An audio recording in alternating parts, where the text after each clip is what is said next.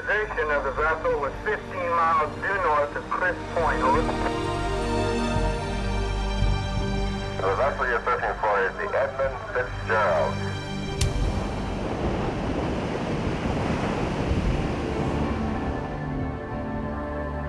The lakes are beautiful. I think a lot of people need, sit on the beach up there, watch the ships go by, think about what they do. There's a lot of beauty out there, and yet we focus on the storms. We don't focus on the boat. These guys are the bottom line. These are the guys who, are building America, that are the unsung heroes. These people are building America, and America doesn't realize it. Life on the lakes, ships full of cargo and crew, moving the raw material we need for our modern lives. It's not changed much since the 1950s.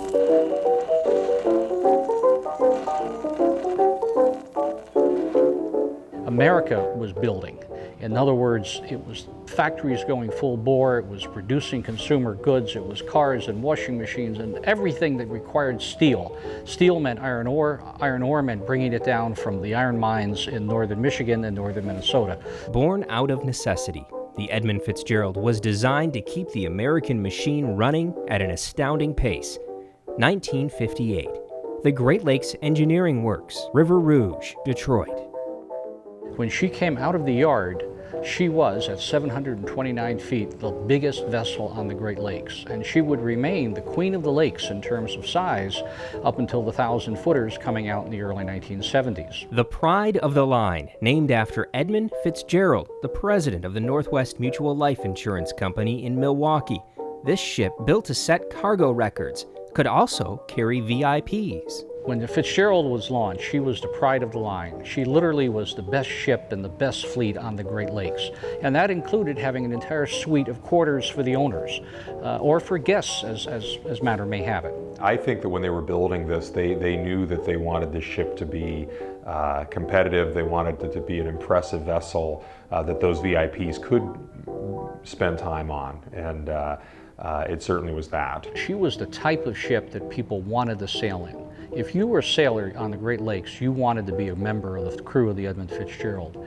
And by the same token, when other sailors and captains saw her go sliding by, heading upbound or downbound, they really admired that ship. I think they knew that it was an impressive ship, but I think when they were really impressed was when it started setting records. The Fitzgerald soon helped boost company profits and provide income for Great Lakes men and their families, thankful to have the work.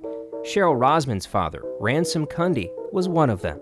My grandpa knew a captain on some ore boat that used to come up into Hubble, where we lived, and he had told my grandpa, if your son ever needs a job on the boats, let me know. So Daddy went soon after. She recalls visiting her father at work on the Edmund Fitzgerald. I went on once, and I had coffee in their little dining room with him. And I met the captain and a couple other men. Yeah, it was a beautiful boat. Men working the lakes are a unique bunch, tough, with a necessary streak of humor. Everybody liked him. He always had a joke. He was tall, kind of thin, cigarette in his hand constantly. He used to have burn marks in between his fingers from holding the cigarettes. It's a very tight crew. They were a family. You're a family aboard those ships. When you're aboard them 9-10 months a year, that is your family. And you don't forget them. Ed Bellinger came aboard the Arthur M. Anderson in September 1975 as a cadet doing his winter rotation, instantly melding with the crew and Bernie Cooper, the captain. It's a good camaraderie ship. When you have that kind of a relationship with your crew, and the respect that they had for him for all the years of service that he'd done.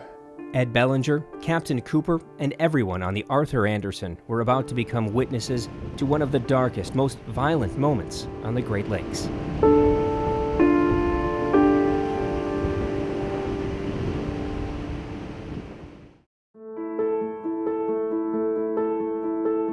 A long, productive shipping season was coming to a close on November 9th, 1975.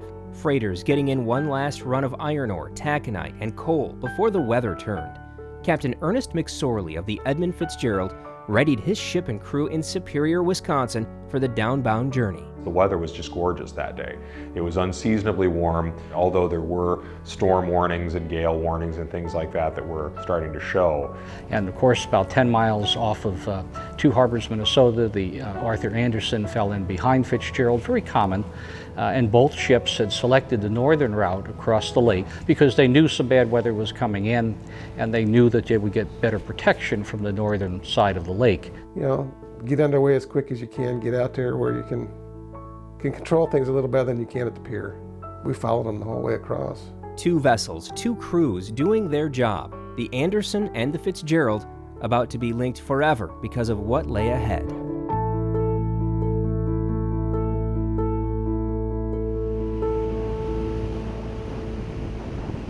I was on the bridge, because when we were at school, anything going on, something unusual, they wanted us to be on the bridge. It's a good learning experience for us. So that's where I was. But when they started making their turn and they were starting to head towards Whitefish Bay at that point, they had a couple things going on. I think for the crew on board the Anderson at that stage, that maybe the level of severity or what they were wrestling with on the Fitzgerald started to become a little bit more clear for them.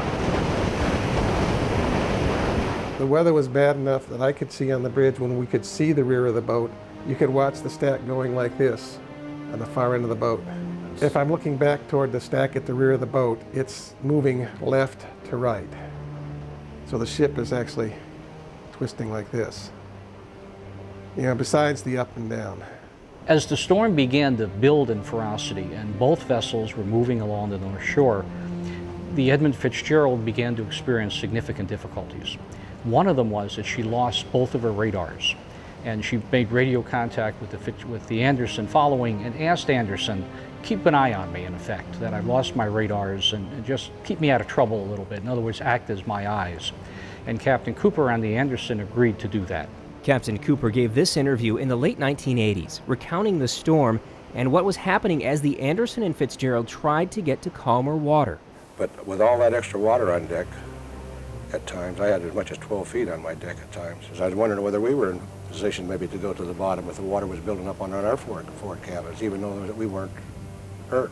The more Captain Cooper heard from Captain McSorley on the Fitzgerald, the more concern about the ship's condition in the heaviest of seas. Well, he called me up, that was 3:10 in the afternoon.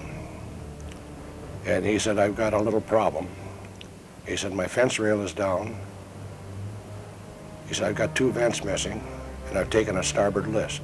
2 particular waves left an indelible mark on the Anderson crew, waves they say could have easily done in a ship. We took the wave, the ship came up. When it came down, the second wave hit us and drove us down under, and when we were over the pilot house. We were actually surprised ourselves that we came up. The bridge of these things are 40 feet above water. And when you're looking up at water, it's rough out there. Well, I had a theory that those 2 seas were the biggest that we ever had going down there. And it happened about 6:30 in the evening. And I just wonder if those 2 seas didn't catch up with the Fitzgerald. Oh, I know they hit them. And, I don't think they know what hit them. I really don't. They were really blindsided. The Fitzgerald, in radio contact with the Anderson, seemed optimistic. Captain McSorley saying, we're holding our own. We're holding our own. That was at 7:10. That was the last transmission we had from them.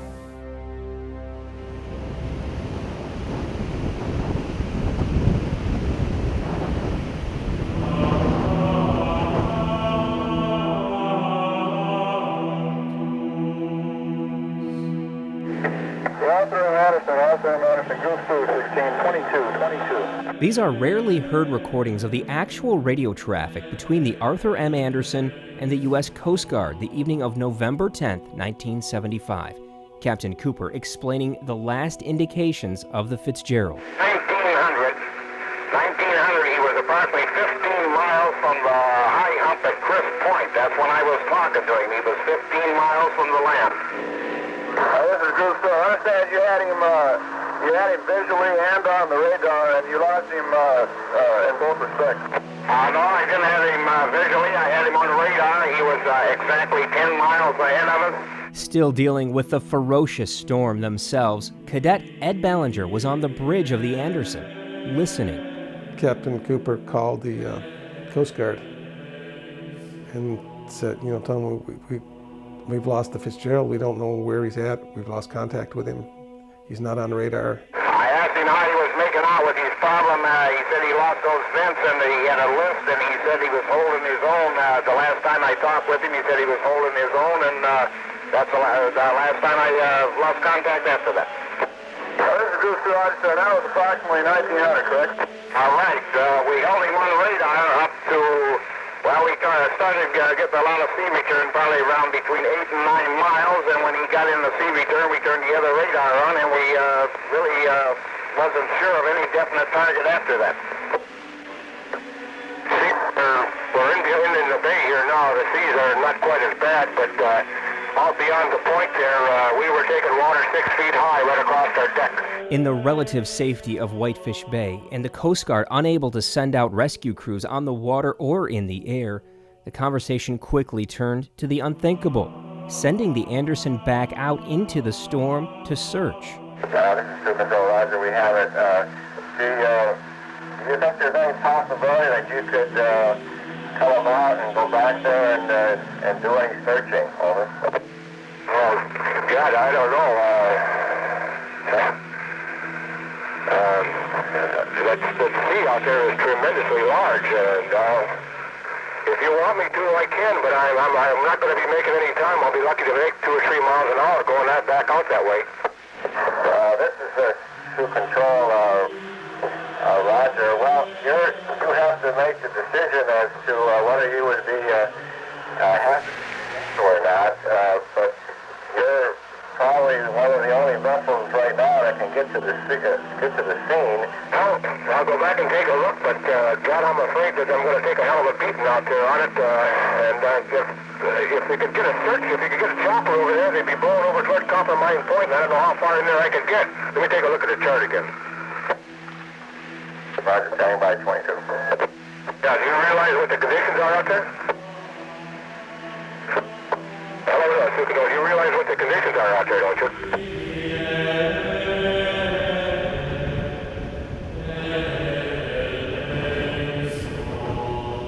Captain Cooper had to decide whether to risk his own life and that of his crew. He later said this Coast Guard transmission is what ultimately made him turn back into the storm he feared took the Fitzgerald to the bottom. This is Super Control, the captain of the port speaking. We have no other vessels in that vicinity right now, or I guess I should say there are several other saltwater vessels there that we're also trying to have assist in the search. But it looks from the information that we have that it's fairly certain that the Fitzgerald went down, and we're talking now about a matter of life and death and looking for survivors that might be in life rafts or in the water, and we can only ask the masters to do the best without hazarding their vessel. If you think it would be unsafe and would hazard your vessel, then you have to do whatever best you can. But if you could come about and head into the sea and try to stay in that area, and maybe we could pick up some survivors, if not at night, then maybe at first light. Over.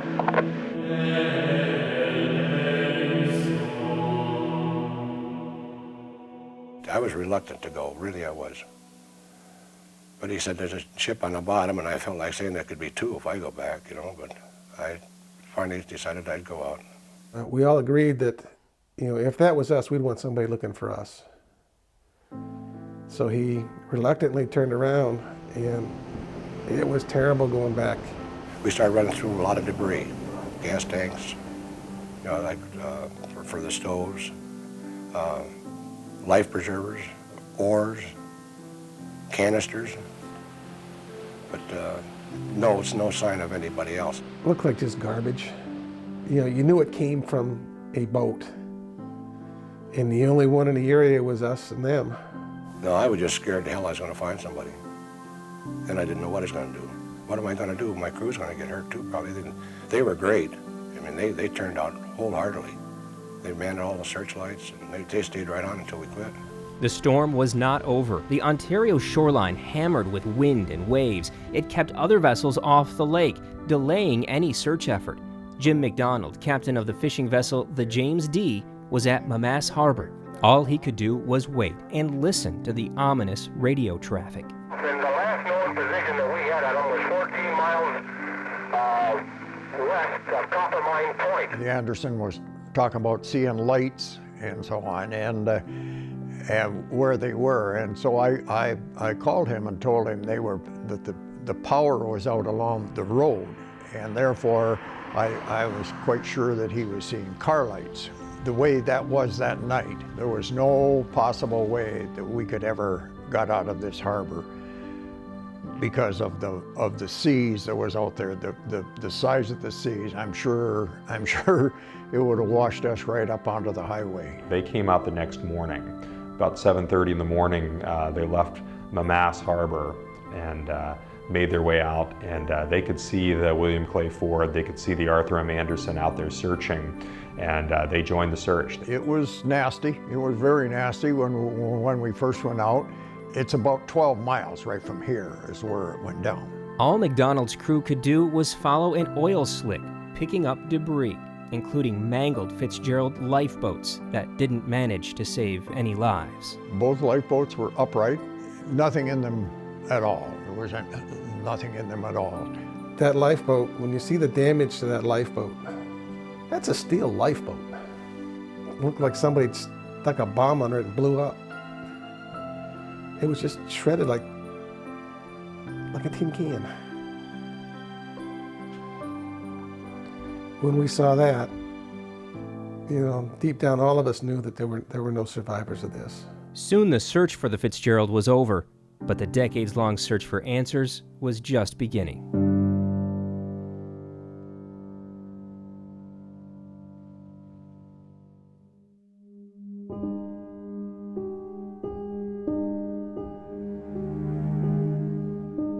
For the maritime community, it was a deadly shock. It was absolutely devastating. This was something that they could not believe could have happened, especially under the circumstances. But later, as everybody began to understand the enormity of the disaster, then I think you saw the general public also become very, very aware of the situation. So at that point, it becomes this huge news story for everybody. For the families of the 29 men on the Edmund Fitzgerald, the wreck is not a fascinating Great Lakes legend. It's a moment of life-changing pain. When I turned TV on, and the first thing I saw was a picture of the Edmund Fitzgerald, and they were announcing that it had sank, and they were looking for survivors. And I just burst out screaming, crying. She disappeared. And I think that's the thing that really mystified everybody the most, that a ship that was 729 feet long that had battled these storms for years, that could disappear that quickly. And no radio distress signal, anything. Only the guys and God above know what happened. There are plenty of theories about what sent the Edmund Fitzgerald to the bottom of Lake Superior, and none of them matter much 40 years later. What matters is the enduring memory of the lives lost when the ship went down.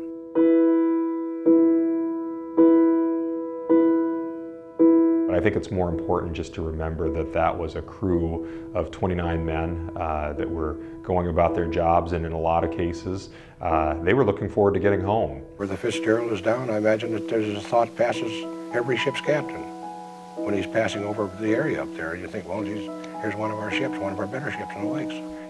They'll always be remembered to a certain extent. I don't think you should make martyrs out of them, because they're not martyrs.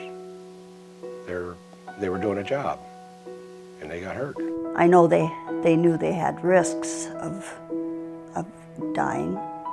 I know my dad did, because I had spoke to him about it. But they understood it, and that was their way of life. The Edmund Fitzgerald sits under 535 feet of water, a gravesite that begs to remain undisturbed. 20 years after the wreck, divers removed the ship's bell, the soul of the vessel, to create a memorial at Whitefish Point that everyone could visit. Over time, the Edmund Fitzgerald has become not a story of a ship and a crew lost in a horrific Great Lakes storm, but really the story of a ship and a crew lost in storms everywhere.